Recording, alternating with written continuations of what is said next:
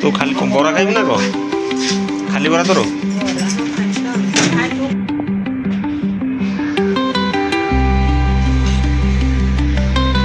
High ସାଙ୍ଗମାନେ, ଆପଣ ଦେଖିପାରୁଥିବେ ଏବେ ମୁଁ ଅଛି ଜାରେକାର one of the most best store garment store, ଯାହାକି ହେଉଛି ଶ୍ରୀ ଜଗନ୍ନାଥ କ୍ଲଥ୍ ଷ୍ଟୋର ଜାରେକା। ଆଉ ମୋ ଲୁକ୍ କେମିତି ଲାଗୁଛି ଆପଣମାନଙ୍କୁ ନିଶ୍ଚିତ କମେଣ୍ଟରେ ଜଣାଇବେ। ଆଉ ଆଜି ମୁଁ କାହିଁକି ଆସିଛି ଜଗନ୍ନାଥ କ୍ଲଥ୍ ଷ୍ଟୋର? ନିଶ୍ଚିତ କ୍ଲଥ୍ ଷ୍ଟୋର ଆସିଛି ମାନେ କିଛି ସପିଂ କରିବା ପାଇଁ ଆସିଛି, କିଣାକିଣି କରିବା ପାଇଁ। ତ ମୋ ବୋଉର ମୋର ଆଜି ଆସିଛୁ। ଆଉ ଯେହେତୁ ମୋ ଭଉଣୀର ଶାଶୁଙ୍କ ଦେହାନ୍ତ ହୋଇଯାଇଛି, ତାଙ୍କ ଘରକୁ ଭାର ଯିବ,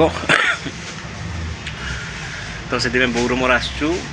କାଲି 10ରେ ମୁଁ ସେଠି ଗଲେ ମଧ୍ୟ ଆପଣଙ୍କୁ ଦେଖେଇବି ବ୍ଲଗ୍ରେ। ଆଉ ବୋଉର ମୋର ଆସିଛୁ। ବୋଉ ଏବେ ମୋ ଭଣଜା ପାଇଁ ତା'ର ଡ୍ରେସ୍ ବାଛୁଛି।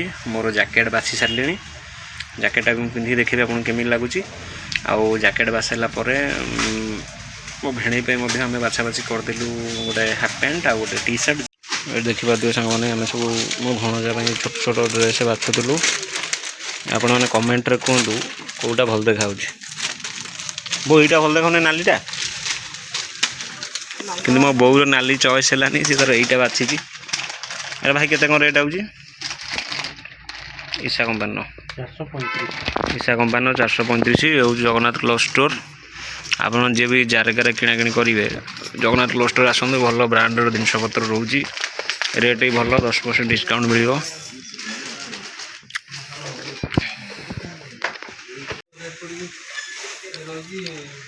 ଆମର ସବୁ ସପିଂ ହେଇଗଲା, ସାଙ୍ଗେ ସାଙ୍ଗେ କିଣାକିଣି।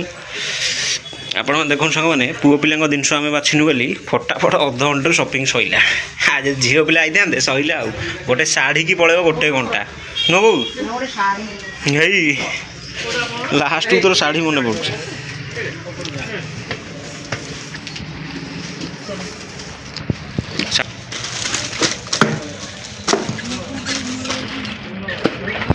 ପଇଁଚାଳିଶ କୋଡ଼ିଏ